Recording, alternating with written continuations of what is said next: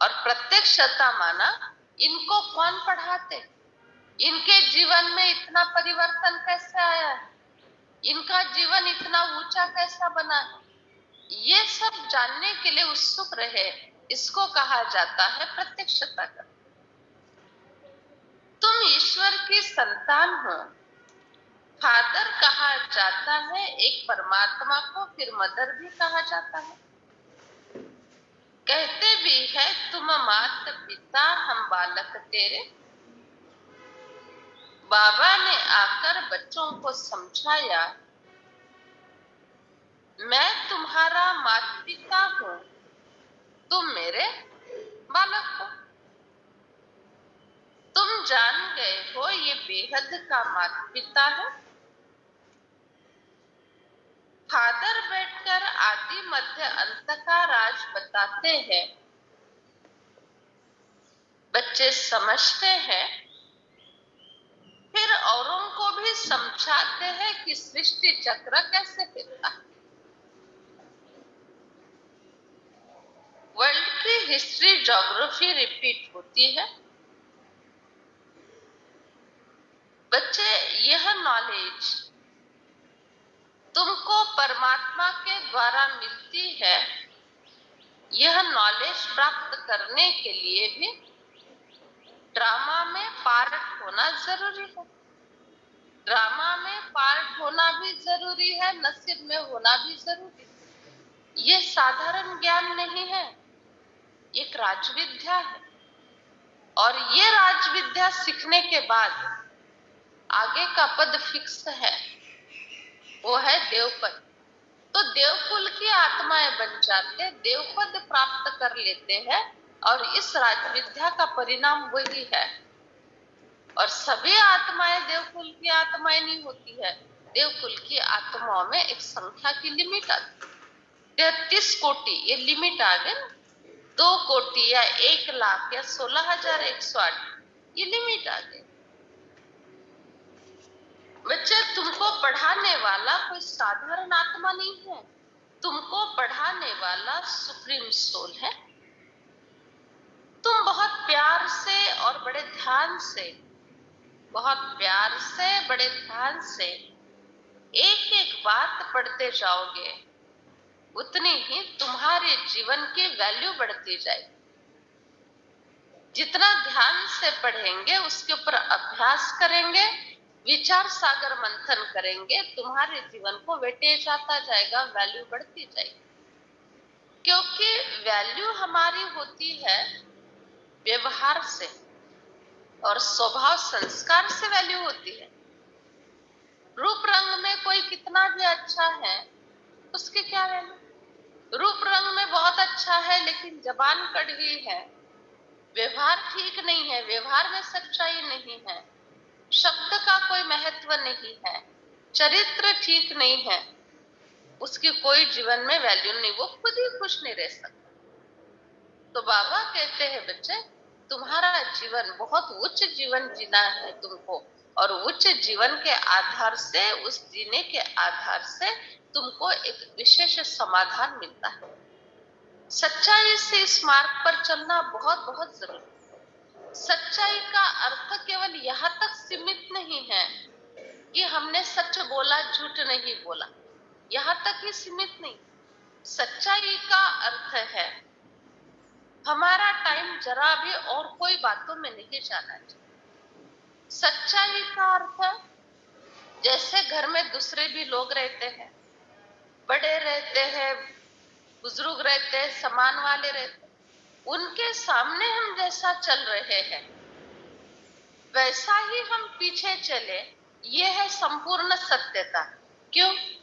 क्योंकि हमारा रिश्ता भगवान से है, और भगवान से रिश्ता होने के कारण हर कर्म हमारे भगवान देख रहे हैं। इसलिए भगवान के साथ कर्म का लेखा जोखा लिखने वाला जो होता है, उसका नाम क्या है? चित्रगुप्त नाम है। चित्रगुप्त का अर्थ है जो सोच रहे हैं उसका भी चित्र बन रहा है। जो सोच रहे हैं वो गुप्त है ना, दिखाई नहीं देता है, लेकिन उसका चित्र बन रहा है। चित्र बन रहा है, इसका अर्थ उसका ब्रेन पर और शरीर पर परिणाम हो रहा है, चित्र बन रहा है। जो बोल रहे हैं उसका भी चित्र बन रहा है, इसका अर्थ बोल दिया, हमारे मुख से निकल तो गया, लेकिन सामने वाला उसका चित्र तैयार कर रहा है, इसने मुझे ऐसा बोला, इसने मुझे ऐसा बोला। तो वो हमारे प्रति जो विचार कर रहे हैं, उस विचार के कारण हमारे ऊपर उनके बातों का, उनके वाइब्रेशन का फोकस होता है। जो कर्म हम करते हैं, उस कर्म के आधार से भी हमको शांति या अशांति प्राप्त होती है।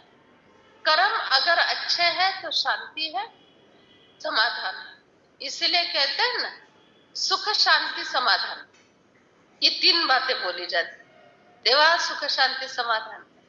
तो सुख शांति समाधान का अर्थ है, सुख पाने के लिए कर्म अच्छे करने पड़ेंगे, शांति पाने के लिए सोच अच्छी रखनी पड़ेगी, और समाधान पाने के लिए जो भी कर्म का फल सामने आया उसको पॉजिटिव रूप से लेकर, उसको मैंपन और मेरेपन के भाव से न लेकर, निमित्त भाव से लेकर फिर उसको स्वीकार कर। अभी देखो इसका विश्लेषण क्या है। जो भी कर्म का फल सामने आया वो अगर गलत है तो पॉजिटिव भाव से लेकर समाधानी रहे, और जो भी कर्म का फल सामने आया वो अगर बहुत ऊंचा है, प्राप्ति स्वरूप का है, सफलता का है, तो उसमें कभी भी गर्व या मैंपन मेरापन नहीं होना चाहिए। पॉजिटिव है तो नम्रता, नेगेटिव फल आया तो उसके लिए पॉजिटिव बन जाना, और बहुत सहज है। कोई भी बात से प्रकृति ने नियम ही ऐसा बनाया और भगवान ने भी ऐसा नियम बनाया।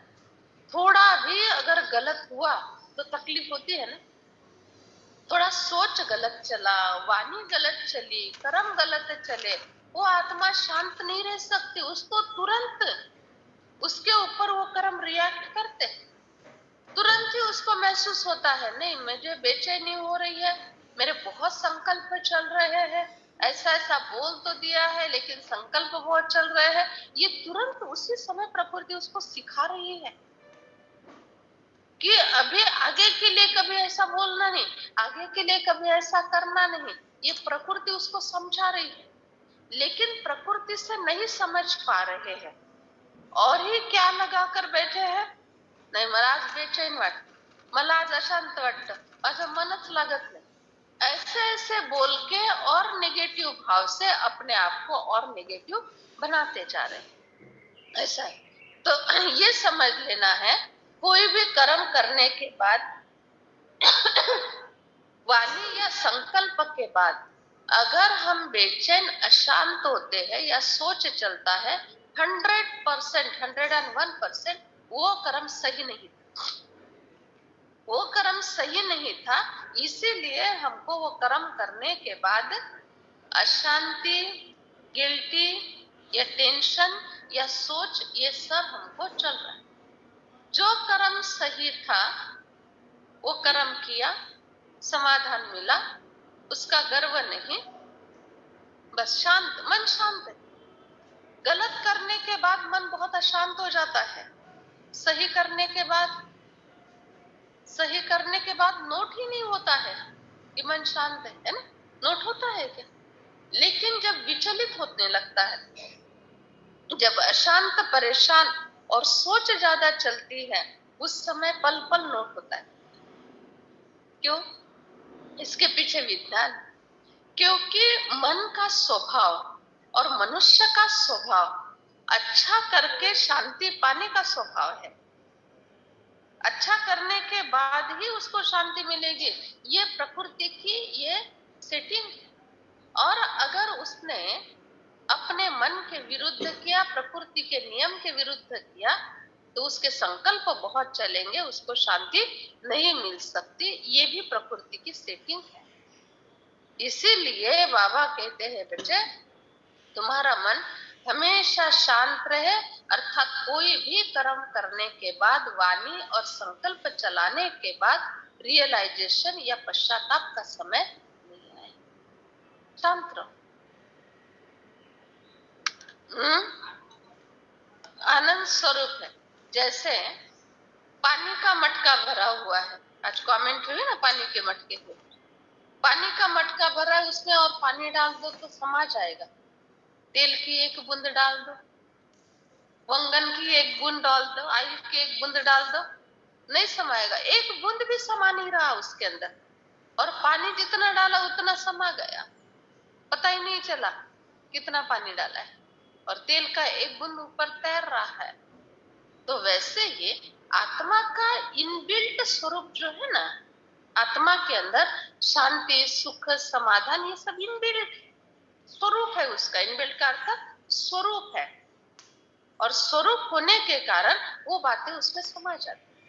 लेकिन किसी को दुख देना, खुद दुखी हो जाना, किसी के साथ बहुत जोर जोर से झगड़े करना, खुद झगड़ालू स्वभाव का हो जाना, ये आत्मा में समाती नहीं है ये बात।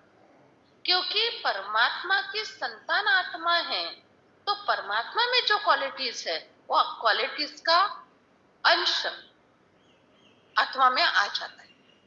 इसलिए किसी को दुख देने के बाद हम कभी भी सुखी नहीं हो सकते। किसी से झगड़ा करने के बाद शांत नहीं हो सकते। कोई सामने वाला कितना भी गलत होवे, कितना भी गलत होवे, लेकिन किसी से झगड़ा किया कि मन अशांत हुआ, क्योंकि आत्मा का स्वभाव और स्वरूप वो नहीं है, जिसके विरुद्ध में कार्य हुआ, इसीलिए आत्मा परेशान। वही किसी से बहुत बड़ी गलती हो, उसको थोड़ा सा समय जाने दिया, थोड़ा हमने भी सोचा, और उसको बाजू में बिठाकर प्यार से उस गलती के लिए समझा दिया, कैसे स्थिति हो जाती है, कैसे स्थिति हो जाती है। एक अच्छा समाधान का कर्म हमने किया, बहुत अच्छा समझदारी का कर्म किया, बड़े प्यार से इतने कठिन और कॉम्प्लिकेटेड सिचुएशन को हैंडल किया, ये एक अच्छा समाधान मिलता है, और सामने वाला भी उतना रिस्पेक्ट से उस बात को मान लेता है। हाँ, धारण करे ना करे वो उनकी बात है, लेकिन मान जरूर लेता है। क्यों? क्योंकि आत्मा का स्वरूप ही ये है, बड़े प्यार से किसी भी बात को हैंडल करना, और तभी सफलता मिलती है। इसीलिए बाबा कहते हैं, बच्चे कभी ऐसा कर्म करके शांति की अपेक्षा नहीं रखो, कभी गलत कर्म करके मेरे पास आकर शांति नहीं मांगो, मैं दे नहीं सकता, क्योंकि मैं रोज मुरली में सुनाता हूँ, जैसा कर्म वैसा फल। बाबा ने तो यहाँ तक कहा, जैसा कर्म वैसा जन्म, यहाँ तक जैसा कर्म वैसा जन्म का अर्थ है आरोग्य वैसा, मानसिक स्थिति वैसी, धन संपत्ति वैसी, वैसा ही मिलेगा कर्म के अनुसार। बाबा कहते हैं, कोई एक समय ऐसा था जो कोई पार्टीशन नहीं था, नई दुनिया थी, बाप टीचर सतगुरु बनकर तुमको पढ़ाते हैं, सागर आकाश वायु पृथ्वी सबका अधिकार तुमको था, विश्व का रचयिता एक निराकार परमात्मा है, एक शरीर छोड़कर दूसरा जन्म लेती है आत्मा, पापात्मा पुण्य आत्मा बन जाती है, जैसा कर्म वैसा टाइटल, पाप का कर्म किया पापात्मा, महान कर्तव्य किया महात्मा। इस नॉलेज को ही दुनिया नहीं समझती। बाबा नॉलेजफुल है, ब्लिसफुल है, सारे विश्व पर ब्लिस करते हैं, सबको लिबरेट करते हैं। बाबा बैठ समझाते हैं, मैं कैसे बच्चों को लिबरेट करता हूँ, मैं गाइड हूँ, पीस मेकर हूँ, पीस स्थापन करता हूँ, सॉवरेंटी भी स्थापन करता हूँ। बच्चे जानते हैं इस समय भारत इंस्टॉलमेंट है। बाबा कहते हैं, तुमने मुझे पहचाना, मैं कौन हूँ? पहचाना सभी ने, ऑनलाइन वाले सभी ने पहचाना बाबा कौन है? मैं हूँ तुम्हारा निराकार परम पिता परमात्मा, पिता परम पिता परमात्मा, मैं तुम्हारा पिता हूँ। तुमने मुझे जाना है, मैं स्टार हूँ, तुम भी स्टार हो। बाबा कहते हैं, देखो बच्चे, शास्त्र आदि पढ़ते पढ़ते, भक्ति मार्ग की पूजा पाठ आदि करते करते तुम यहाँ तक पहुंच गए। वो कर्म कांड था। अभी ज्ञान के आधार से तुम बच्चों को बहुत अच्छे कर्म करने हैं। कर्म कांड से समाधान मिलता है, ज्ञान के आधार से समझदारी मिलती है। दोनों में अंतर है। समाधान उतने ही समय का होता है, समझदारी हर बिगड़े हुए काम को ठीक करने के लिए होती है। यह समझदारी किसी भी काम को बिगड़ने न देने के लिए होती है। तो ज्ञान का परिणाम समझदारी। इसीलिए कहा जाता है ज्ञानी सर्वत्र दुर्लभम, ज्ञानी सर्वत्र पूजनम। ज्ञानी सर्वत्र दुर्लभ है और पूजनीय है। क्यों? क्योंकि ज्ञानी तो आत्मा जो व्यवहार करेगी, जो कर्म करेगी, उसमें बड़ी शक्ति और समझदारी होगी।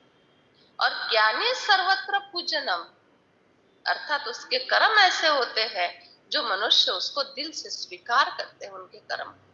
तो ज्ञान स्वरूप होकर रहना बहुत जरूरी है। जैसे खुद का बच्चा ठीक नहीं, शराबी है, विकारी है, रोज माँ बाप को गाली दे रहा है, रोज झगड़े हो रहे हैं, फिर भी उस बच्चे में इतना मोह जो उससे दुखी हो जाते।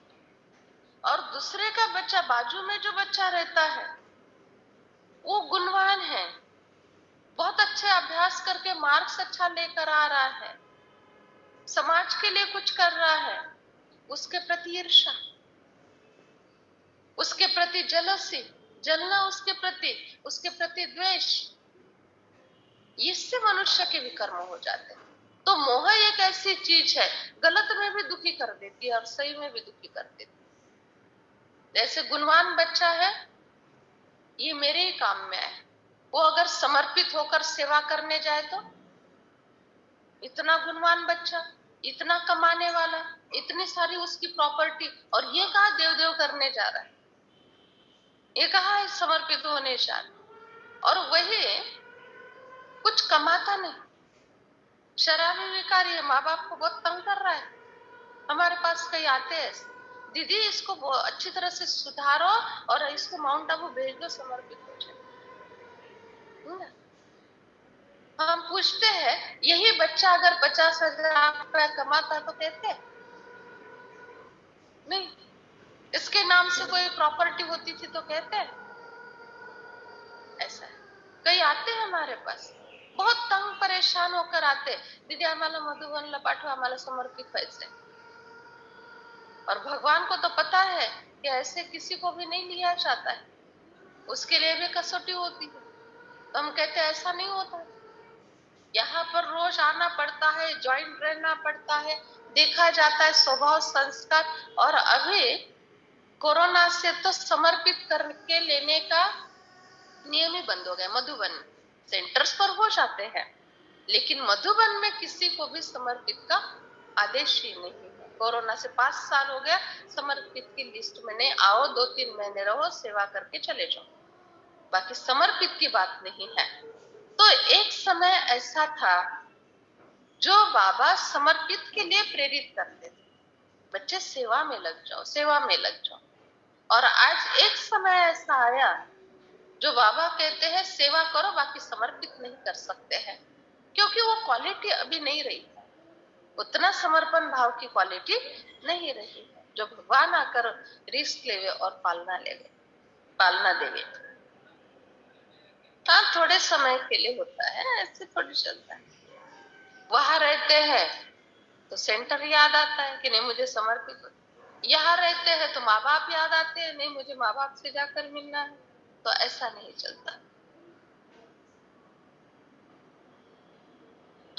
हम जब समर्पित हुए 1990 में समर्पित हुए, और फिर उसके बाद 1990 जॉब करके 10 महीना वासी सेंटर पर रहे। उसके बाद दीदी से रिक्वेस्ट करा के जॉब छुड़वा दिया। दीदी ने बोला इतने बड़ा जॉब है, अच्छा पेमेंट, क्यों छोड़ती हो, ये कर सकती हो तुम। हमने कहा नहीं, हमको ईश्वरीय आनंद लेना है, फिर छुड़वा लिया, फिर माटुंगा में 1 साल रहे। उसके बाद सायन में दीदी ने शिफ्ट करा लिया। तो वाशी से ये अपना सायन से वाशी हमारा लौकिक घर 20 किलोमीटर का अंतर है, माना कोपरगांव से शिरडी तक। 2.5 साल के बाद लौकिक घर में गए। 2.5 साल के बाद 20 किलोमीटर पड़ता, वो भी किसके लिए? चश्मा लेने के लिए। चश्मे का नंबर निकला था तो चश्मा लेने के लिए वही डॉक्टर के पास चेक किया। हमारे फैमिली डॉक्टर थे, तो उन्होंने कहा हम सेवा दे देंगे इनको, तो आप बुला लो, क्यों खर्चा करते हो ये का। तो इसीलिए वहां चश्मा लेने के लिए गए। सवेरे 11 बजे गए, शाम को 5 बजे डायरेक्ट गार्डन में कोर्स कराने के लिए चले गए। ऐसा ऐसा समय था 2.5 साल तक लौकिक घर में। दूसरा, उस समय मोबाइल फोन, लैंडलाइन फोन एक ही था, और लैंडलाइन फोन था और उसमें भी जोन सेंटर था। हम जोन सेंटर पर रहते थे संतोष दीदी के साथ। तो हमने लौकिक वालों को बता दिया हम जिस सेवा केंद्र पर रहते हैं वो जोन सेंटर है, और हमेशा दीदी का बड़ा कारोबार होने के कारण फोन एंगेज रहता है, आप लोग फोन नहीं करना। फोन भी नहीं आता था कभी, साल में 1 आध बार कभी आया तो वो भी 1 आध मिनट की बात की, बस दीदी का फोन आएगा, दीदी के लिए फोन फ्री चाहिए, ऐसे करके। इतना त्याग और तपस्या हम लोगों के समय, उसके पहले तो और ज्यादा, उसके पहले तो और ज्यादा। और आज कन्या सेवा केंद्र पर आती ना, रोज माँ का फोन, कशी आहे, काय आहे, जेवण झालं का, खाल्लं का काय ऐसा ऐसा है। हाँ, मोह अभी तो बहुत फैसिलिटीज, और हर 1-2 महीने के बाद पाठवून द्या, जरा भेटायला पाठवून द्या, नाही आम्ही येतो भेटायला। तो ठीक है आप लोग आओ, लेकिन बार बार डिस्टर्ब करना किसी को ये भी अच्छा नहीं। जैसे दही जमाया जाता है ना, दही जमाते हैं तो उसकी प्रोसीजर क्या है? एक बार जमा के रख देना पड़ता है। बार बार अगर उसको हिलाया और बार बार उसको देखा तो जमता नहीं ठीक से। वैसे ही अवस्था बनाने के लिए हमको देह और देह के संबंधियों ने अगर बार बार हिलाया ना, बार बार डिस्टर्ब किया, तो हमारी अवस्था भी नहीं जम सकती है। ऐसा है। तो इसीलिए खुद ही ऐसा पुरुषार्थ करना जो इस दुनिया के देह और देह के रिश्ते हमको किसी प्रकार से हिला न सके, ताकि हमारी अवस्था जम जाए। ज्ञान मार्ग आधा कल्पनीचल। ज्ञान एक ही समय परमात्मा आकर देते हैं। एक ही बार ज्ञान प्राप्त करने से तुम्हारी 21 जन्मों की प्रारब्ध बन जाती है। ये तो समझते हो, नॉलेज प्रायलोक हो जाती है, वहां है ये सब सदगति हुए हुए। इस समय ज्ञान का सागर बाबा तुम बच्चों को ज्ञान समझाते हो। बच्चे जब तक जीना है तब तक ये ज्ञान धारण करना, योग अंत तक सीखना है, क्योंकि सिर से पापों का जन्म जन्मांतर का बोझा उतारना है। एक जन्म की बात नहीं है, जन्म जन्मांतर से आत्मा पर मैल चढ़ी। आत्मा पुनर्जन्म लेते लेते बिल्कुल तमोप्रधान बन गई। आत्मा मूलम में की तो शरीर भी फिर मूलम में का, अर्थात आत्मा कमजोर तो शरीर भी फिर आत्मा को वैसा मिलता है। एकदम जर्जरीभूत अवस्था को प्राप्त कर लिया है। मैं तुम्हारा फादर मदर हूँ। फादर मदर का शो तुमको करना है, कहते भी हैं तमें व माताश्च पिता तमें। मनुष्य समझते हैं एडम, यू, ब्रह्मा, सरस्वती। बाबा कहते हैं निराकार परम पिता शिव परमात्मा है, और वो प्रजापिता ब्रह्मा के द्वारा रचना रचते हैं, और रचना रचकर फिर उसकी पालना भी करते हैं। बच्चों को जन्म दिया है तो उनकी पालना भी करनी पड़ती है। प्रजापिता ब्रह्मा है ये साकार में, और सुप्रीम रूहानी परमात्मा है निराकार। साकार के द्वारा ही मैं तुम्हारी पालना कर सकता हूं। ऐसा लॉ नहीं है डायरेक्ट निराकार पालना करे। हाँ, निराकार की योग लगाने के बाद शक्ति मिले ये बात अलग, लेकिन पालना की जो बात है ना वो साकार के द्वारा ही होगी। साकार बाबा की नजर में रहना अर्थात दुआओं के पात्र बन जाओ। जगत अम्बा जगत पिता का भी मेला लगता है। बाबा आकर कहते हैं बच्चे तुमको बहुत ऊंचे से ऊंच बनना है, तो क्या करना पड़ेगा? क्या करना पड़ेगा? श्रीमत पर चलना पड़ेगा, याद करना पड़ेगा।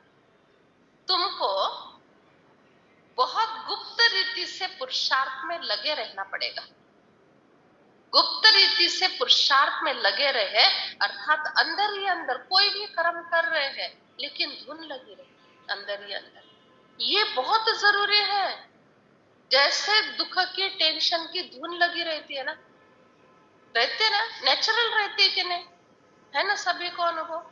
कोई परिस्थिति, शरीर में कोई दर्द है, कोई के साथ अनबन हो गई है, बैठे हैं मुरली में, धुन लगी हुई है टेंशन की, धुन लगी हुई है कोई कारोबार बिगड़ा उसकी, धुन लगी हुई है नुकसान हुआ उसकी। तो वैसे ही कोई भी कर्म करते समय ना कमाई की धुन लगी रहनी चाहिए। बहुत इंपॉर्टेंट है और बहुत सहज है, बहुत सहज।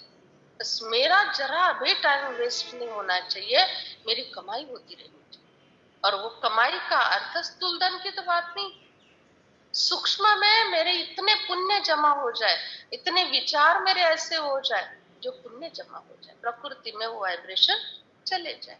सूक्ष्म में मेरा ओरा ऐसा बन जाए जो प्रकृति को इस ओरा के आधार से सहयोग मिले।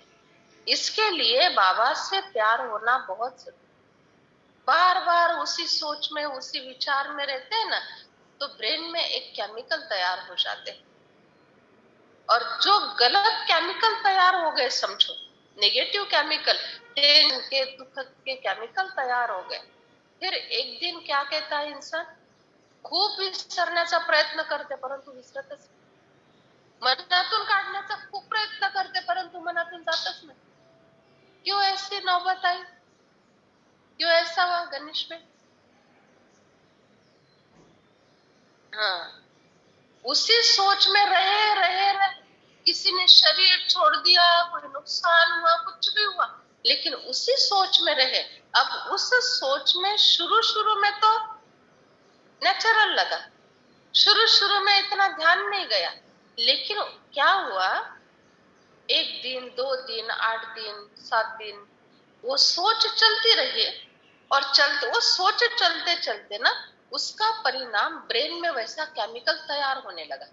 सोच आई चली गई ऐसा तो हुआ, वो हमको समझ में आ गया, लेकिन ब्रेन में सूक्ष्म रूप में टेंशन का और दुख का केमिकल एक एक बूंद तैयार होता जा रहा है, ये पता नहीं था, ये पता नहीं था।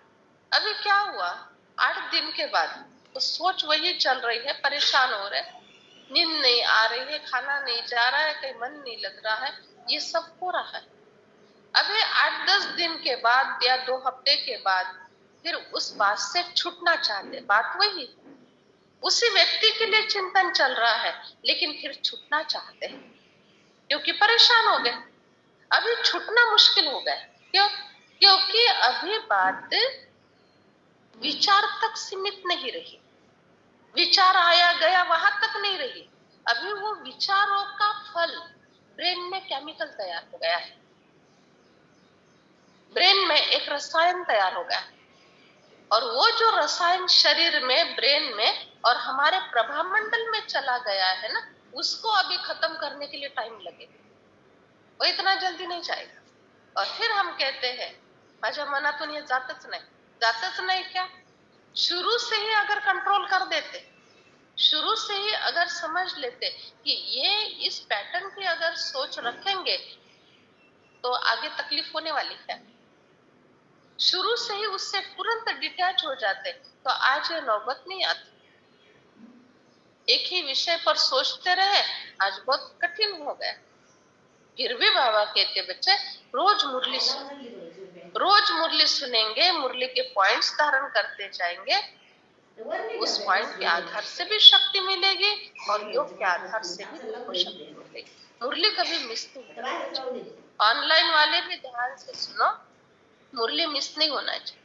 ये बहुत बड़ी फैसिलिटीज ऑनलाइन वालों को परमात्मा के वरदान ने, साइंस के साधनों ने दी है, तो इसका पूरा लाभ लेना है, क्योंकि ये दिन फिर नहीं आएंगे। एक दिन ऐसा आने वाला है, इलेक्ट्रिसिटी नहीं होगी, ऑनलाइन का कोई कारोबार नहीं होगा, यहाँ पर भी पहुंच नहीं सकोगे, तो उस समय आज कमाई हुई अवस्था काम में आएगी, आज की कमाई काम में आ जाएगी, अर्थात आज के पुण्य काम में आ जाएगी, आज की एकाग्रता काम में आ जाएगी। ये बहुत जरूरी है।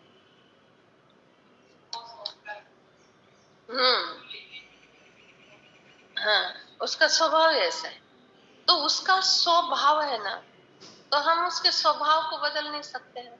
और स्वभाव के लिए क्या कहावत बनी है, स्वभावाला औषध नसतं, ये कहावत बनी है ना। तो स्वभावाला जेव्हा औषध नसतंच, तर तुम्ही कशाला औषध देण्याचा प्रयत्न करता? तू बदल बदल बदल, असं कर तसं कर, तो औषध देण्याचाच प्रयत्न करत राहतो आपण, आणि औषधच नाही, मग ते औषध दुसरंच होऊन जातं ना। फिर वो क्या कहता है, आणखी जास्त कर, आणि फिर हम लोग क्या कहते हैं, जेवढा आपण बोलू ना तेवढा आणखी जास्त करतात, ऐसे कहते हैं ना। क्यों ऐसा हुआ? कारण स्वभावाला औषध नसतं, तरी आपण औषध दिलं त्याला, वो तो जरूर वॉमिटिंग करेगा ना। वो दवा का असर ही होता है ना उसके ऊपर, काहीच बदल होत नाही, काहीच फरक पडत नाही, यांना किती बोला काही फरक पडत नाही। हाँ, ब्रह्मा भी उतर आएंगे तो भी नहीं सुधरेंगे क्या? तो इन सब बातों से सीख लो ना, खुद मजबूत बन जाओ ना, खुद इतने बाबा में हो जाओ, किसी का स्वभाव संस्कार जैसा भी है उसके प्रति शुभ भावना रखो, कम से कम हमको तकलीफ नहीं होवे, इतनी तो शुभ भावना रखो ना, शुभ भावना रखो, बाबा से अटैच रहो, क्योंकि संसार वाले यहाँ थक गए हैं, पूरा थक गए, उसके बाद ही कह दिया स्वभावाला औषध नसतं, सारे प्रयत्न करने के बाद हार गए, तभी ये कहावत बनी, और हम पीछे पड़े हैं उनके स्वभाव बदलने के लिए, क्योंकि हम ओम शांति वाले नहीं, इसीलिए पीछे पड़े उनका स्वभाव बदलने के लिए। नहीं, हमको अपना स्वभाव बदलना है ताकि मजबूत बन जाए। हद की बातें बाबा आकर तुम बच्चों को, बेहद की बातें बाबा आकर तुम बच्चों को सुनाते हैं, और हद की बातें तुम बच्चों को संसार सुनाता है। ड्रामा का मुख्य एक्टर डायरेक्टर एक निराकार परमात्मा है। बाबा जानते हैं बच्चों का भविष्य क्या है। 21 जन्मों के लिए संपत्तिवान बनना ये साधारण भविष्य नहीं बच्चे, तुम बड़ी भारी सेवा कर रहे हो, तुम सैल्वेशन आर्मी हो, भारत का डूबा हुआ बेड़ा पार कर देते हो, ये बहुत भारी सेवा है। एक दिन ऐसा आएगा, सब कहेंगे हमारे मकान सेवा में ले लो, हमारे ये कार्यालय सेवा में ले लो, हमारी सारी संपत्ति सेवा में ले लो, तब तुम कहोगे अभी हमको नहीं चाहिए, क्योंकि सेवा का रोल पूरा हो गया। क्योंकि किसी की कोई भी संपत्ति हमारे अपने पर्सनल नाम पर तो नहीं होती है ना, जो हम उसको अपने बाल बच्चों के लिए काम में लाए, जो प्रॉपर्टी बेचे उसका पैसा करे, ये बात तो ब्रह्मा कुमारी इसमें बिल्कुल है ही नहीं। तो सेवा के लिए केवल चाहिए, और सेवा का कार्य ही पूरा हो गया, तो किसी ने कितनी भी मकान दिया, जमीन दी, संपत्ति दी, तो हम क्यों लेंगे। और बाबा ने भी कहा है कि बच्चे, मैं पक्का शराब अर्थात मैं सौदागर हूं, और जिसका कार्य में लगाना होता है, और जो कार्य में लगने जैसी चीज है वही मैं लेता हूँ, जिसका कार्य में लगने वाला नहीं। और विनाश के समय कहेंगे कि बाबा ये हमारा ऐसे पड़ा है, कार्य में लगा दो, तो बाबा ने बहुत कड़ा वाक्य इसके लिए बोला, मैं भोला हूं, लेकिन इतना भोला नहीं हूं जो तुम्हारे से मेरे हाथ में आ जाए और विनाश हो जाए, तो मुझे भर के देना पड़ेगा, मुझे भर के देना पड़ेगा। तो इसीलिए मैं उस समय कुछ तुम्हारा स्वीकार नहीं करूंगा। आज तुम्हारा कना कना स्वीकार करके उसको घना घना बना दूंगा, लेकिन उस समय घना भी स्वीकार नहीं करूंगा, क्योंकि वो घना भी विनाश होने वाला है, वो सेवा में लगने वाला नहीं है। तो आज का समय है सेवा में लगाने का।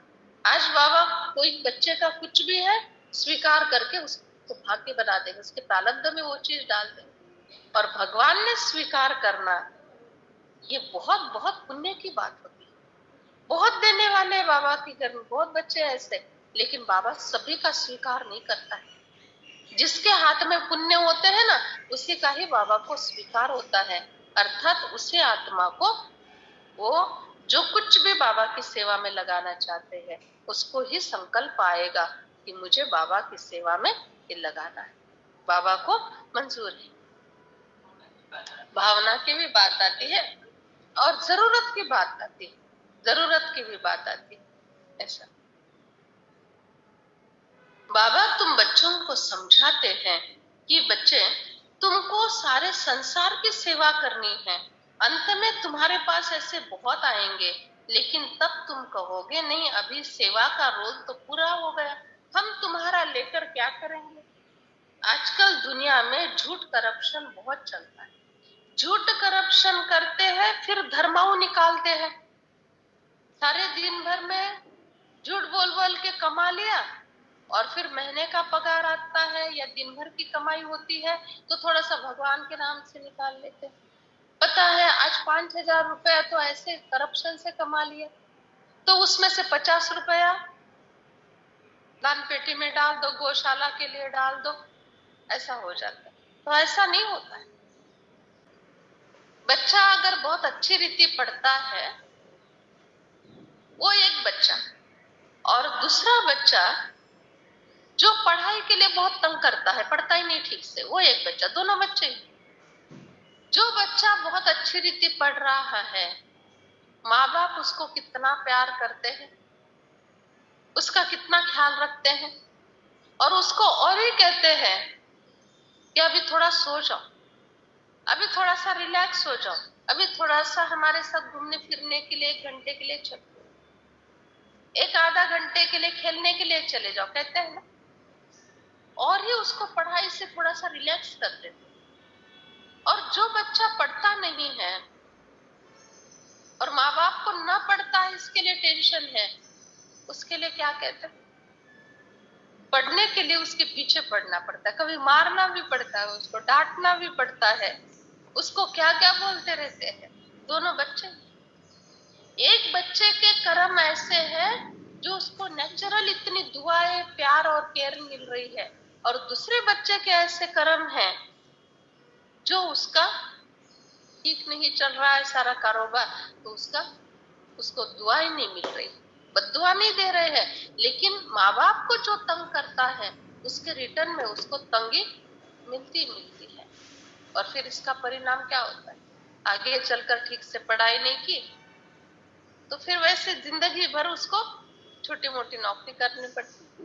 तो वैसे बाबा कहते हैं बच्चे, पात्र बनो, और पात्र के लिए तुमको पढ़ाई पर ध्यान देना बहुत जरूरी है।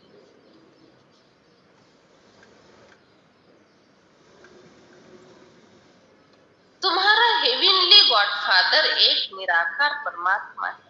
हेल्थ, वेल्थ, हैप्पीनेस सब कुछ मिल जाता है, सिर्फ कायदे अनुसार बाबा को याद करो। वो गॉडफादर कहते हैं तो जरूर सर्वव्यापी की बात है। सर्वव्यापी कहना ये बिल्कुल ही रॉन्ग हो जाता है। बाबा कहते हैं अगर मैं सर्वव्यापी होता तो ये बात तो रॉन्ग हो जाती। कौन सी बात, कौन सी बात? धर्म ग्लानि के समय आते हैं, ये बात रॉन्ग हो जाती अगर मैं सर्वव्यापी होता तो एक तरफ कहते हैं सबके अंदर है, यह ही, दूसरे तरफ कहते हैं कि परमात्मा अधर्म का विनाश और सत्य धर्म की स्थापना के लिए आते हैं। आते हैं इसका मतलब क्या, यह रहने वाले नहीं है, और यह ही रहने वाले हैं इसका मतलब आते नहीं है।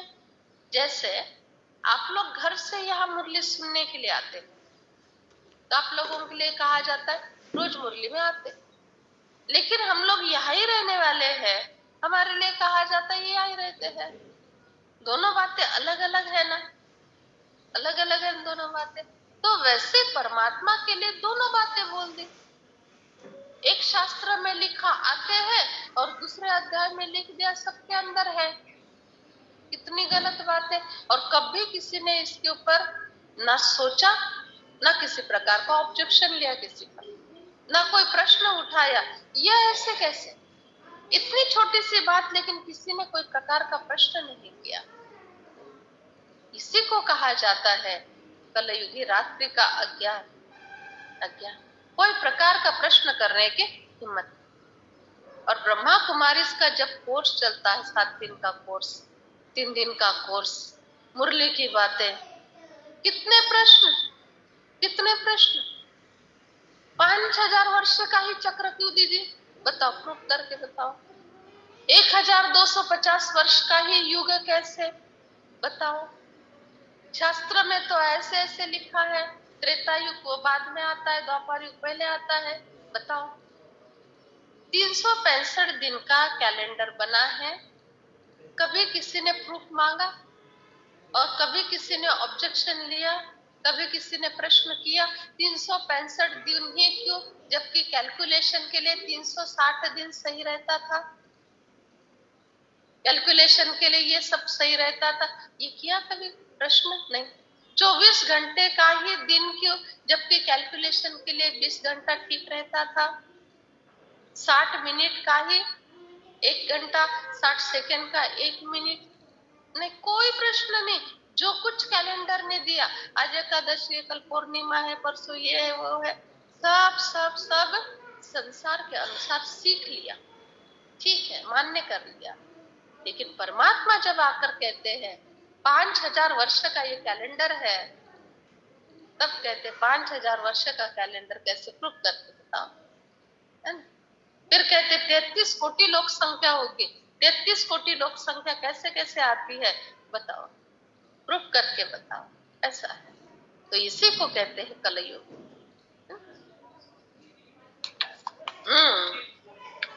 हाँ, ज्ञान लेने की लालसा नहीं। अच्छा, मीठे मीठे सिखिलधे बच्चों प्रति माता पिता बाप दादा का याद प्यार और गुड मॉर्निंग। रूहानी बाबा की रूहानी बच्चों को नमस्ते। रूहानी बच्चों की माता पिता बाप दादा याद प्यार गुड मॉर्निंग। थैंक यू, बहुत बहुत। धारणा के लिए साथ, धारणा के लिए साथ, विकर्माजित बनने के लिए चलते फिरते बाबा को याद करने का अभ्यास करना है। विकर्माजित बनने के लिए चलते फिरते बाबा को याद करने का अभ्यास करना।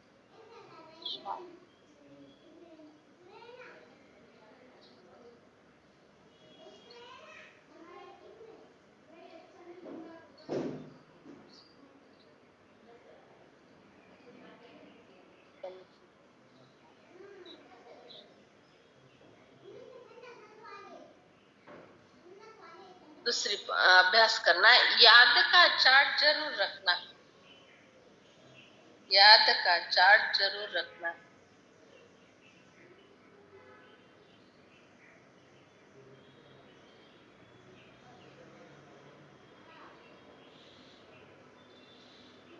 दूसरी बात है, अपनी हर चलन से माता पिता और टीचर का शो करना है।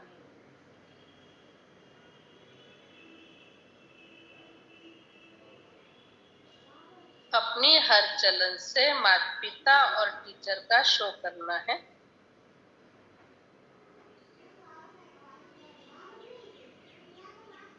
विनाश काल में प्रीत बुद्धि बनकर, विनाश काल में प्रीत बुद्धि बनकर रूहानी सेवा करनी है। वरदान है।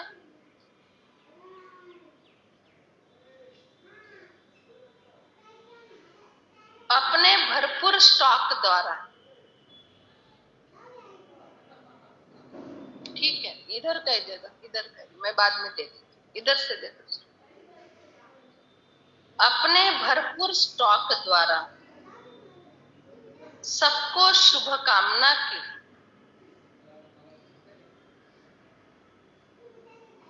गिफ्ट देने वाले,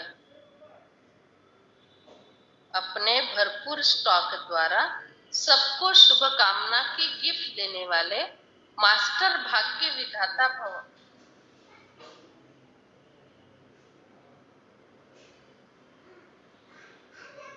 मास्टर भाग्य विधाता भव।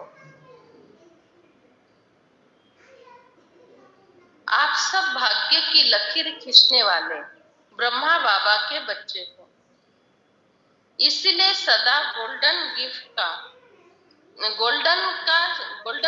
का स्टॉक भरपूर रहे। जब भी किसी को मिलते हो तो शुभ भावना शुभकामना की गिफ्ट देते रहो। विशेषता दो विशेषता लो, गुण दो गुण लो, ऐसी गॉडली गिफ्ट सभी को देते रहो। चाहे कोई कैसी भी भावना व कामना से आपके पास आए, लेकिन ये गिफ्ट दो, तब कहेंगे मास्टर भाग्य विधाता। स्लोगन है, मेहनत के साथ महानता और रूहानियत का अनुभव करना ही श्रेष्ठता है।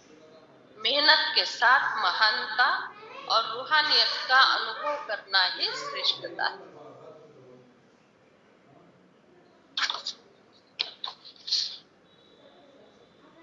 आज 19 नंबर। कोई भी ये नहीं कह सकता हमको तो सेवा का चांस नहीं है, बोल नहीं सकते मनसा वायुमंडल से सुख की वृद्धि, वो आपको इस पे यूट्यूब पे मिलेगा, इसमें नहीं। सुख की स्थिति से सेवा करो। तबीयत ठीक नहीं है तो भी घर बैठे सहयोगी बन जाओ। सिर्फ मनसा में शुद्ध संकल्प का स्टॉक जमा करो, शुभ भावना से संपन्न बनो। अच्छा, ओम शांति।